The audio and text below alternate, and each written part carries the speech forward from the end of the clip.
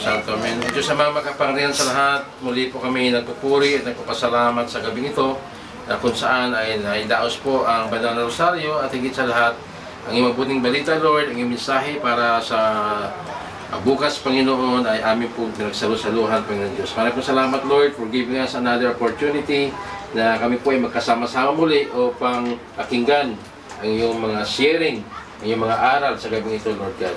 Nawa, Panginoon, ay basbasan po ang magkasama ito, Lord God. Ang kanilang pamilya, Panginoon, na nawa ay lumaki ang kanilang mga anak na maging masunurin sa kanilang mga magulang at maging malapit din po sa iyo, Lord God.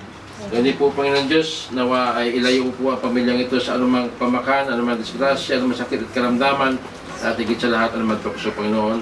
Protect this house from, Lord God, from any calamities, Panginoon Diyos, from any bad elements, any bad things, O Lord God. Pagkos nawa sa aming paglisan sa gabing ito ay manatili ang iyong liwanag, ang iyong asin, ang iyong pag-ibig, ang iyong kapayapaan, ang iyong kaligtasan sa tahanan ito, Panginoon Diyos.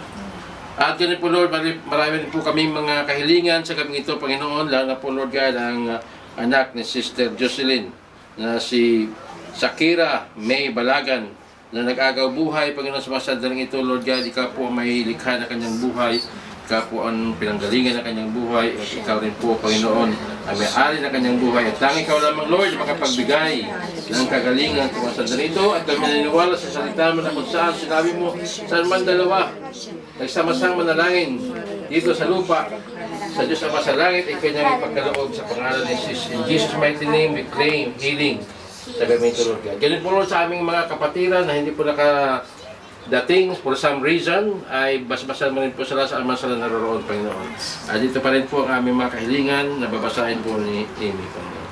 Lord Jesus, tinataas po namin sa iyo ang kagalingan ni Gregorio Inubero.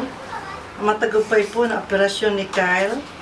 Mahabang buhay po sa nephew ni Kyle na meron po siyang cerebral palsy.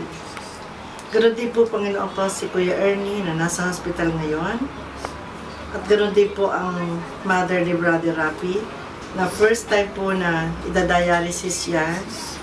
Tinataas po namin, Lord, sa iyo na hipuin po ang dugo na dadaloy na maglilinis sa katawan nitong mother ni Brother Rapi, Lord God, na ito po ay makakapagpagaling at bibigyan po siya ng strength, O Lord God, na makayanan po niya ang lahat na gagawin sa kanya sa first day po na kanyang dialysis. Lord God, ang lahat po ito, Lord, itinataas namin sa iyo at hinihiling po namin ang kagalingan physically, Lord, spiritually, mentally, and psychologically, Lord God.